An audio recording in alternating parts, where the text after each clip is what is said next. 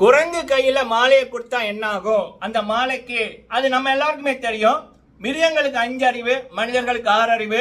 So அதே போல தகுதி இல்லாத நபர்கள் இப்போ லட்சக்கணக்கில் ஃபாலோவர்ஸ் இல்ல சப்ஸ்கிரைபர்ஸை வச்சிருக்கக்குள்ள அந்த நபர்களுடைய எண்ணம் மக்களை குழப்புறது, மக்களை வெறுக்க வைக்கிறது, அதன் மூலம் பணம் சம்பாதிக்கிறது, மொழி ரீதியா இனம் ரீதியா பிரச்சனைகளை ஏற்படுத்துறது, நாட்டுல நடந்த விடயத்தை பத்தி பேசுறது, அதன் மூலம் ஏதாவது பிரச்சனை அதன் மூலம் இவங்க ஒரு கண்டென்ட் எடுத்து அதை பேசி அதன் மூலம் வருமானம் உழைப்பது, அடுத்தவன் வாழ்க்கை கெட்டு போனா என்னன்னு பரவாயில்ல, எனக்கு காசு வந்தா போதும் அப்படின்ற எண்ணங்கள் உடைய நபர்களுக்கு இப்ப யூடியூபா இருக்கட்டும் இல்ல வேற சோசியல் மீடியாவா இருக்கட்டும் இப்ப 1 லட்சம் 1,90,000 2 லட்சம் அப்படின்ற மாதிரி ஃபாலோவர்ஸ் இருக்கக்குள்ள இவங்களை நம்பி பார்க்கிற மக்களோட மனசை இவங்க குழப்பி ஒருத்தருடைய வாழ்க்கையை அழிச்சு பல மக்கள் அவங்களுக்கு எதிராக திருப்பி வருமானம் உழைக்கின்ற நபர்களால நாட்டுக்கும் கேடு வீட்டுக்கும் கேடு.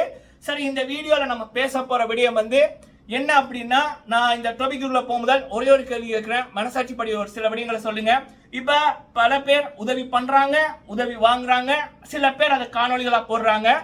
சில நாடுகள்ல சில சட்டம் இருக்கு. பொதுவா பெண்கள் அப்படின்னைக்குள்ள அது இளம் பெண்களோ இல்ல பெண்களோ அவங்களுடைய முகத்தை காமிக்க கூடாது, குழந்தைகள்னா அவங்களோட முகத்தை காமிக்க கூடாது, அதை மறைச்சு போட்டு நீங்க வீடியோல போடுங்க. ஏன் அப்படின்னா எதிர்காலத்துல அந்த பெண் ஒரு நல்ல நிலைக்கு வரைக்குள்ள இல்ல வேலைக்கு போய்க்குள்ள கல்யாணம் ஆகிக்குள்ள அவங்களுக்கு இந்த வீடியோக்கள் தடையா இருக்கும், அவங்கள அப்படி ஒரு கீழ் இறக்குற மாதிரி இருக்கும், பல பேரால் கேலியா பேசப்படும். அதன் காரணமா பெண்களோட முகத்தை காமிக்க கூடாது அப்படின்ற மாதிரி பல நாடுகள்ல சட்டங்கள் இருக்கு, பல மக்கள் சொல்ற விடயங்கள் இருக்கு. அப்படி இருக்கக்குள்ள சரிகமப்பா சீசன் 5 அந்த நிகழ்ச்சி ஜீ தமிழ்ல நடக்குது. அப்ப அந்த நிகழ்ச்சிக்கு கஷ்டப்பட்ட குடும்பத்துல பிறந்த, கஷ்டப்பட்ட ஊர்ல பிறந்த ஸ்னேகா அப்படின்ற ஒரு நபர் நாடு தாண்டி இந்தியால நடக்கிற ஜீ தமிழ் தொலைக்காட்சியில 2000-3000 பேர்ல ஒருத்தரா தெரிவாகி அங்க செலக்ட் ஆயிருந்தாங்க. அப்ப அவங்க போட்ட ஒரு ஆடை, அவங்க சொன்ன பேக்ரவுண்ட், அப்ப அதை வச்சு ஸ்னேகா அவர்களுடைய அந்த படத்தையும் இதற்கு முதல் இலங்கையில நடந்த ஒரு நிகழ்ச்சிக்கு அவங்க போட்ட ஆடையும் போட்டு இவங்க இலங்கையில இப்படி ஆடை போட்டிருந்தாங்க, இந்தியாவில் இப்படி ஆடை போட்டிருக்காங்க. அப்ப ஜீ தமிழ் இவங்களை வேற மாதிரி காமிச்சு வியாபாரமாக்குது, பையாக்குது அப்படின்னுக்குள்ள அது ஜீ தமிழை மட்டும் பாதிக்காது. ஸ்னேகா அவர்களுடைய திறமை, ஸ்னேகா அவர்களுடைய குடும்பம், ஸ்னேகா அவர்களுடைய ஊர், அவங்க இத்தனை நாள் பட்ட கஷ்டங்கள் எல்லாத்தையும் சில மக்கள் அல்லது பல மக்கள் மத்தியில சில பேர் பண்ண வேலையினால வெறுக்கப்படும், அவங்களுக்கான புகழ் தடுக்கப்படும், அவங்கள ஒரு கேலி பொருளா பேசுற மாதிரி இருக்கும். நீ அனுதாபத்தை வச்சுதான் இப்படி பண்ண, நீ அனுதாபம் மூலம் தான் இப்படி வந்த, நாளைக்கு டைட்டில் வின் பண்ணா கூட நீ இப்படித்தான் வந்த அப்படின்ற மாதிரி சில பேர் போட்ட காணொலிகள் அவங்களுக்கு 50,000 வியூ 1 லட்சம் வியூ அப்படின்னு அதன் மூலம் 2 லட்சம் உழைக்கிறானுங்க, 3 லட்சம் உழைக்கிறானுங்க. ஆனா இந்த பெண் பிள்ளையோட எதிர்காலம், இந்த பெண் பிள்ளையோட குடும்பம், இந்த பெண் பிள்ளை இவ்வளவு நாள் போட்ட எஃபெக்ட் எவ்வளவு தூரம் பாதிக்கப்படுது, இந்த பெண் பிள்ளையோட எதிர்காலம் எவ்வளவு தூரம் கேள்விக்குறியாகுது, நகைச்சுவைக்குள் உள்ளாக்கப்படுகிறது. இதை நீங்க அறிந்தவர்கள் தெரிந்தவர்கள் பண்ணுங்க. காசுக்காக மனசாட்சி இல்லாம சில கூட்டம் கடந்த 2-3 நாட்களா பண்ணி கொண்டிருக்கின்ற விடயம் எந்த விதத்தில் சரி அப்படி என்பதை தயவு செய்து நீங்க சொல்லுங்க, சரிங்களா? ஓகே, இந்த வீடியோல பேச போற விடயம் அப்படிப்பட்ட சில கூட்டங்கள் ஒன்னு மனசாட்சி இல்ல, இன்னொன்னு அறிவு இல்ல, ஆனா மக்களை குழப்பணும், பிரச்சனையை ஏற்படுத்தணும், யாருமே ஒற்றுமையா இருக்கக்கூடாது அப்படின்ற ரீதியில பல விடயங்களை பேசியிருந்தாங்க. அதுல எல்லாத்துக்குமே பதில் சொல்ற வீடியோ இந்த வீடியோ. ஜீ தமிழ் சரிகமப்பா சீசன் 5 ஸ்னேகா அவர்கள். அப்ப அவங்கள வச்சு என்ன அப்படின்னா, இப்ப அவங்க போட்ட ஆடை ஜீ தமிழ் இவங்களை ஒரு பரிதாபமா காமிச்சு அதன் மூலம் மக்களை ஒரு பார்க்க வைக்கிறதுக்காக இது பண்ணிருக்கு. ஜீ தமிழ் தான் அந்த ஆடையை கொடுத்தது அப்படின்ற மாதிரி சில பேர் சொல்லி கொண்டு இருந்தாங்க. அதே நேரத்தில் இலங்கையில நடந்த ஒரு டிவியில நடந்த நிகழ்ச்சிக்கு இவங்க இப்படி ஆடை போட்டிருந்தாங்க அப்படின்ற மாதிரி சில பேர் சொன்னாங்க. அவங்கள்ட்ட நம்ம சொல்றது ஒண்ணு, நம்ம தெரிஞ்சா பேசணும், இல்லைன்னா பேசக்கூடாது. மிகப்பெரிய பாவம், அதுவும் பெண்ணோட வாழ்க்கையை கெடுக்கிறது அப்படின்றது. அவங்களுக்கு கூட சகோதரிகள் பிறந்திருந்தா இல்ல பெண்ணின் வயிற்றுக்கு தானே பிறந்திருப்பீங்க, அவங்க அம்மா இருப்பாங்கல்ல, அம்மா பார்த்துருப்பாங்களா, இல்ல அம்மாவும் அந்த காசுல தான் சாப்பிடுவா விரும்புறாங்களான்னு எனக்கு தெரியல. அவங்கள்ட்ட கேட்டீங்கன்னா சொல்லுவாங்க இப்படி எல்லாம் பண்ணலாமாண்டு.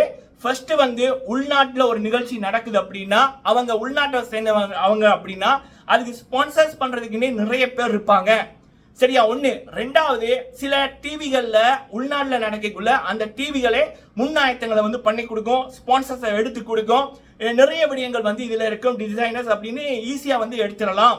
ஆனா வெளிநாடு அப்படின்னு வரைக்குள்ள அதெல்லாம் ரொம்ப கஷ்டம். அது எல்லாத்தையும் விட மிக முக்கியமான விடயம் இது மெகா எடிஷனோட செலக்ஷன். அப்ப அந்த செலெக்ஷனுக்கு வந்து இப்போ ஒரு எபிசோட்ல ஒரு போட்டி நிகழ்ச்சி இன்னும் வந்து ஆரம்பிக்கல.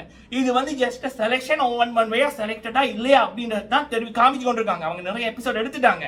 ஆனா இப்ப வந்து அவங்களுடைய அந்த மெகா எடிஷன்ல நடக்கிற விடயங்களை தான் அவங்க காமிக்கிறாங்க. அப்ப அந்த ஸ்பான்சர் எடுக்கிறதோ டிசைனர்ஸ் தேடி பிடிக்கிறதோ ரொம்ப ரொம்ப கஷ்டம் வெளிநாட்டுல இருந்து வந்தவங்களுக்கு. சரியா, உள்நாட்டில் இருக்கிற பல பேருக்கே அதெல்லாம் ரொம்ப கஷ்டமா இருக்கும். உதாரணத்துக்கு பிக் பாஸ்க்குள்ள போன தாமரை செல்வி அவர்களுடைய எபிசோட பாத்தீங்கன்னாலே தெரியும். இந்தியாவில் பிறந்து இந்தியாவில் வளர்ந்து ஒரு நடன கலைஞராக இருந்தா கூட அவங்களுக்கான ஸ்பான்சர்ஸ் வந்து கிடைக்கிறது அவ்வளவு கஷ்டமா இருந்துச்சு. அப்ப அப்படி இருக்கக்குள்ள இலங்கையில இருந்து வந்த ஒரு பொண்ணுக்கு அதுவும் ஒரு செலெக்ஷன் இதுக்கு வந்து எப்படிடாப்பா ஸ்பான்சர்ஸ் எடுக்க முடியும், டிசைனர்ஸ் எடுக்க முடியும், இதெல்லாம் வந்து பண்ண முடியும். இதெல்லாமே வந்து எனக்கு தெரியல மக்களே, என்ன மனசாட்சி அந்த அவங்களுடைய பேச்சு, அவங்க சொன்ன விடயங்கள் எல்லாம் அவ்வளவு தூரம் ஒரு வன்மம் தான் இருந்தது. வன்மத்தை தாண்டி அவங்களுக்கு இருக்கிற 1,90,000 2 லட்சம் சப்ஸ்கிரைபர்ஸ்க்கு எல்லாம் மண்டையில அறிவில்லை. அப்ப அவங்களுக்குள்ள ஒரு வெறி ஒன்று இருக்கு. அப்ப அந்த வெறி, அதாவது இப்ப வர்ற விடயத்துக்கு இப்ப ஜாழ்ப்பாணம், அப்ப அந்த ஈழம், அப்ப அந்த அந்த அதை வச்சு நம்ம ஒரு விடயத்தை இன்னொரு விடயத்தோட கோத்து போட்டா சரி, அப்ப அந்த ஈழம் என்ற ஒரு பேரை போட்டோன்னே வியாபாரம் ஆகுது அப்படின்னோன்னு பல பேர் வருவானுங்க, வந்து பாப்பானுங்க. அப்ப இவங்களுக்கு ஒரு பொண்ணோட வாழ்க்கை கேள்விக்குறியாகுது, அந்த பொண்ணுக்கு ஒரு நெகட்டிவிட்டி வருது. அப்ப அந்த பொண்ணுக்கு வந்து இன்னொரு அந்த டிவியில இருந்து ஒரு நெகட்டிவிட்டி வரும், அதை பத்தி எந்த கவலையும் இல்லை. அப்ப தங்களுக்கு ஒரு வருமானம் வரணும். அப்ப வருமானத்துக்கு இவங்க பாவிக்கிறது என்ன அப்படின்னா, இப்படி யாழ்ப்பாண இளைஞர்கள் விற்கப்படுகின்றார்கள், இப்ப ஈழத்துல நடந்த விடயத்தை பத்தி பேசி வியாபாரமாக்குறார்கள். அப்ப ஏன் இப்படி கஷ்டப்பட்ட மாதிரி காமிக்கணும்? அப்படியான விடயங்களை வந்து இவங்க யோசிக்காம போடுவாங்க. ஏன்னா இவங்களுக்கு முக்கியம் காசு, வருமானம் வேணும், வியூ வேணும். அப்ப அதுக்கு மக்களோட உணர்வை இப்படி தூண்டுறானுங்க. அப்ப இது எந்த விதத்தில் நியாயம் மக்களே? முடிஞ்சா பதில் சொல்லுங்க. ரெண்டாவது விடயம் வந்து இந்த சில பேர் வந்து இந்த ஜி தமிழ் நிகழ்ச்சியா இருக்கட்டும், இந்தியாவில் இருக்க தொலைக்காட்சி நிறுவனமா இருக்கட்டும், போரை வச்சு மக்களை கவர்ந்து இழுக்க பாக்குறாங்க. ஈழத்தில் நடந்த போரை வச்சு அவங்க போட்டியாளர்கள் எடுத்து அதை சொல்ல வச்சு அதன் மூலம் வியூவர்ஷிப் எடுக்கிறாங்க, டிஆர்பி எடுக்கிறாங்கன்னு ஜி தமிழோட இப்ப இந்த நிகழ்ச்சியா இருக்கட்டும், போன வாட்டி பார்ட்டிசிபேட் பண்ண கில்மிஸ் அசானியா இருக்கட்டும், அவங்களுடைய குடும்ப கஷ்டம், குடும்ப பின்னணி, அவங்களுடைய பிராக்டிஸ் பண்ண விதம், அவங்களுடைய அப்பா அம்மா சொந்தங்கள், அதை பற்றி தான் பேசியிருப்பாங்க. போன ஜி தமிழோட சரிகமாப்பா சீசன் 4 இருக்கட்டும், இந்த சீசன் இதா இருக்கட்டும், போற பத்தியோ என்ன இது நடந்துச்சதோ அதை பத்தி ஒரு வார்த்தை திறக்கல. அப்ப இவனுங்க சொல்றது எல்லாமே என்ன அப்படின்னா, பல பேர் இவனுங்களுக்கு இப்ப 1 லட்சம் வியூ வருது, 1.5 லட்சம் வியூ வரலாம், அதுல 85% பேர் வந்து இந்த சரிகமாப்பாவோட எபிசோடும் பார்த்திருக்க மாட்டானுங்க, என்ன நடந்துச்சுன்னு தெரியாது. ஆனா இவனுங்க சொல்ற நபர்கள் கடவுள் அவ்வளவு பற்று இருக்குது அப்படின்ற மாதிரி இவனுங்க அவங்களோட வெறிய தூண்டுவாங்க, அவங்களுடைய அந்த உணர்வை தூண்டுவாங்க, எதிர திருப்புவாங்க. சரியா, இதெல்லாம் எதுக்கு? இவனுங்களுக்கு வியூ மூலம் டாலர்ஸ் காசு உழைப்பதற்கு 2 லட்சம் 3 லட்சம் ஒரு வீடியோல உழைச்சிருவானுங்க. ஆனா இதனால பாதிக்கப்படுறது என்ன? மக்களுக்கு இடையில சண்டை, மொழி ரீதியான பிரச்சனை, எல்லாத்தையும் கூட ஒரு கஷ்டம் 5 வருஷம் 4 வருஷம் கஷ்டப்பட்ட ஒரு பெண்ணோட ஒரு இளைஞனோட வாழ்க்கை அது வந்து ஒரு கொஸ்டின் மார்க் ஆகுது. அவனுக்கு வந்து மனசு நிம்மதியாக இருக்கு, ஏன்னா போட்டி நடந்து கொண்டு இருக்கு. இப்படி சோசியல் மீடியாவில் போய்க்கலாம், அவன் எப்படி நிம்மதியா பாடுவான், அவனோட குடும்பம் எப்படி நிம்மதியா இருக்கும்?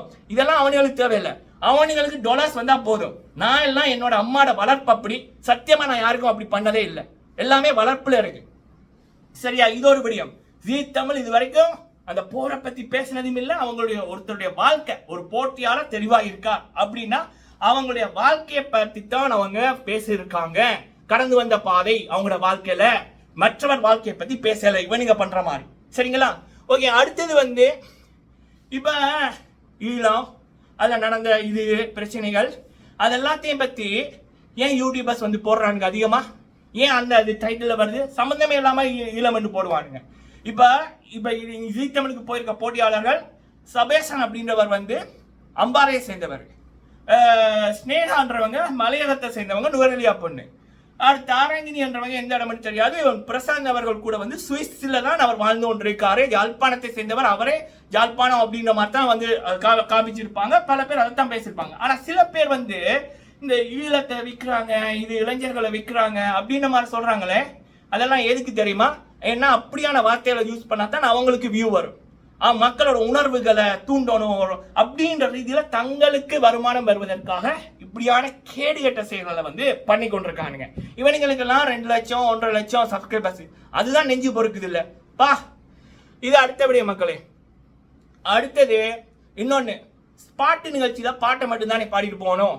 ஏன் இதெல்லாம் அப்படின்னா அப்படியெல்லாம் இல்லை. பொதுவா வந்து யூடியூப்ல ஒரு 10 நிமிஷம் வீடியோ போடுறவங்க 15 நிமிஷம் வீடியோ போடுறவங்களே தேவையில்லாம வேற ஒரு டாபிக் எடுத்து போடுறது, பல தங்களோட வாழ்க்கையை விட்டுட்டு இன்னொருத்தவனை பற்றி பேசுறது, தன்னுடைய மாவட்டத்தில் இருக்கவன் அது போவாட்டியும் இன்னொரு மாவட்டத்தில் சேர்ந்தவன் போனா அதுக்கு கோத்து வச்சு பேசுறது அப்படின்னு ஃபுட்டேஜ் நீளத்தை அதிகரிக்கக்குள்ள மக்களோட உணர்வுகளை தூண்டி அந்த வியூவை வர வைக்கிறதுக்கு பண்ணக்குள்ள ஜீ தமிழ் வந்து 200-300 கோடி போட்டு அந்த சரிகமப்பா நிகழ்ச்சியை நடத்துறாங்க. அப்போ பாடலை தாண்டி ஒரு பார்ட்டிசிபேட் பண்றவங்களுடைய கஷ்டங்கள், குடும்ப பின்னணி அதை வந்து காமிக்கக்குள்ள, அதை வந்து சொல்லைக்குள்ள எப்படி வந்தாங்க அப்படியான விடயங்களை பேசக்குள்ள அவங்களுக்கான ஃபுட்டேஜ் வந்து அதிகரிக்கும். அப்ப அதிகரிக்கக்குள்ள அந்த நிகழ்ச்சிக்கு ஸ்பான்சர் பண்றவங்க அதிகரிக்கும், அவங்களுடைய வருமானம் மட்டும். இதெல்லாமே வந்து வழக்கமா எல்லா நிகழ்ச்சிகளையும் எந்த நாட்டில் நடக்கிற நிகழ்ச்சிகளையும் நடக்கிறது ஜீ தமிழ் மட்டும் பண்ணல. இலங்கை தொலைக்காட்சிகள் இல்லையா? இலங்கை தொலைக்காட்சிகள் இப்படியான விடயங்கள் நடக்கலையா? இன்னொன்று, ஜீ தமிழ் வந்து இலங்கை போட்டியாளர்களுக்கு மட்டும்தான் இப்படியான பின்னணியை காமிக்கிறது, கஷ்டத்தை சொல்ல வைக்கிறது இல்லை. எந்த நாட்டில இருந்து வந்தாலும் இந்தியால இருந்து வந்தவங்களையும் இதே சரிகமப்பா சீசன் 5ல பார்ட்டிசிபேட் பண்ண எல்லாரோட கஷ்டங்களும் சொல்லப்பட்டிருக்கு. அது ப்ரோமோக்கள்ல கூட வந்திருக்கு. அப்ப அதெல்லாம் இதுகளோட கண்ணுக்கு தெரியலையா படியலான தெரியும். ஆனா பாக்குற மக்கள் தான் முட்டாள் இல்ல, அறிவில்லாதவர்கள்ல. அப்ப அதோட உணர்வுகளை தூண்டி விட்டா அவங்க வந்து பார்ப்பாங்க, குரல் எடுப்பாங்க, அதன் மூலம் அவங்க லட்சக்கணக்கில் உழைக்கலாம் இல்ல. அப்படிதான் பண்ணி கொண்டிருக்கானுங்க. அடுத்தது இன்னொரு முக்கியமான ஒரு விடயம், இன்னைக்கு கில்மிசா அப்படின்றவர்கள் இவ்வளவு தூரம் தாண்டி நாடு தாண்டி தெரிய காரணம் அவங்க ஜீ தமிழ் மேடைக்கு வந்தபடியாத்தான். சரிங்களா? அப்போ அந்த ஜீ தமிழ் மேடையா இருக்கட்டும், இல்ல வெளிநாடுகள்ல ஒரு நடக்கிற, இப்ப இந்தியால பொதுவா இந்தியால ஒரு தமிழ் தொலைக்காட்சியில ஒரு ஷோ நடக்குது, இல்ல இந்தியால வேறு மொழி தொலைக்காட்சியில இது ஷோ நடக்குது அப்படின்னா அதை பார்க்குற வியூவர்ஸ் வந்து அதிகம். அதனால ஒரு குடும்பத்தோட தலையெழுத்து மாறுது. அப்ப அப்படி இருக்கிற பல இளைஞர்களோட வாழ்க்கை வந்து மாறுது. அதனால அவங்களுக்கு நல்லது நடக்குது, அவங்கள போல இருக்க மக்களுக்கு நல்லது நடக்குது. ஆனா இவனுங்க போற காரணிகளால யாருக்கு நல்லது நடக்குதுன்னா இவங்களுக்கு மட்டும்தான் நல்லது நடக்குது. இவனுங்க மட்டும்தான் சம்பாதிச்சு கொண்டிருக்கானுங்க. மக்களே, நீங்க திங்க் பண்ணி கொள்ளுங்க எவ்வளவு தூரம் கேடுகட்ட குப்பை குணமுடைய நபர்கள் இவர்கள் அப்படி என்பது. அடுத்தது வந்து பாத்தீங்க அப்படின்னா, இன்னொன்னு, திறமை ஒரு பக்கம் இருந்தாலும் லக் அப்படின்றது கண்டிப்பா முக்கியம். சரிங்களா? ஏன்னா ஒரே ஒரு கில்மிசாவா இல்ல ஒரே ஒரு அசானியா இளைஞர்கள் இருக்காங்க, பல பேர் இருக்காங்க. ஆனாலும் அந்த லக்கும் வந்து வேலை செய்யணும். அதன் அடிப்படையில் எல்லா விடயமும் நடக்குது. நான் இந்த விடயத்தை பேச காரணம் என்ன அப்படின்னா, இப்ப சில பேர் வந்து சொல்லுவாங்க இலங்கை போட்டியாளர்களை தெரிவு செய்வது எப்படி, இவங்களுக்கு இப்படி பின்னணி இருக்கணும், இப்படி பின்னணி இருக்கணும், இப்படி அப்படின்னு இல்லை. அதுல போட்டி நடக்குது, அவங்களோட டைம் கரெக்டா இருக்குது, அப்ப அவங்க செலக்ட் ஆவாங்க. செலக்ட் ஆனவங்களுக்கு அப்படியான பின்னணிகள் அமையுது. இது வந்து முதலே தீர்மானிக்கப்பட்டு ஸ்கிரிப்ட் எழுதி நடப்பது இல்லை. சரிங்களா? இதெல்லாம் கேடுகட்ட கூட்டம் கடந்த ஒரு 3-4 நாட்களாக வீடியோக்களையும் கமெண்ட் செக்ஷன்லையும் கதறிக்கொண்டிருக்கிறது. அதுக்கான பதில். அடுத்தது வந்து பாத்தீங்க அப்படின்னா, வீடியோ முடிக்க முதல் ஒரே ஒரு விடயம், இப்ப கிருஷ்ணா அப்படின்றவர் ஐஸ்வர்யா ராய் மாதிரி இருக்கா அப்படின்னு ஒரு பொண்ணை சொல்லிட்டாரு. அந்த பொண்ணோட எதிர்காலம் என்ன ஆகுது, அந்த முகத்தை காமிக்காம அவர் போட்ட காணொலிக்கு அப்படியான கேள்விகள் வந்து எழுந்தது. அப்படின்னா இன்னைக்கு இந்த ஸ்னேகா அப்படின்ற ஒரு பொண்ணை பல பேரை வெறுக்க வைக்கிற மாதிரி காணொலிகள் போட்ட நபர்கள் பண்ணுவது எந்த விதத்தில் நியாயம், எந்த விதியில் சரி? இன்னைக்கு ஸ்னேகா அவர்களை பத்தி பேசி அவங்களுக்கு ஒரு நெகட்டிவிட்டியை கிரியேட் பண்ணி இவனுங்க லட்சக்கணக்கில் தின்றதுக்கு பேர் வந்து என்ன? இந்த காசுல தான் அவங்கள பெற்றவங்களும் தின்றாங்களா அப்படின்றத பதில சொல்லுங்க. வாழு வாழ விடு. சரியா? உனக்கு உதவி செய்ய முடியாட்டியும் உபத்திரம் பண்ணாத. நன்றி.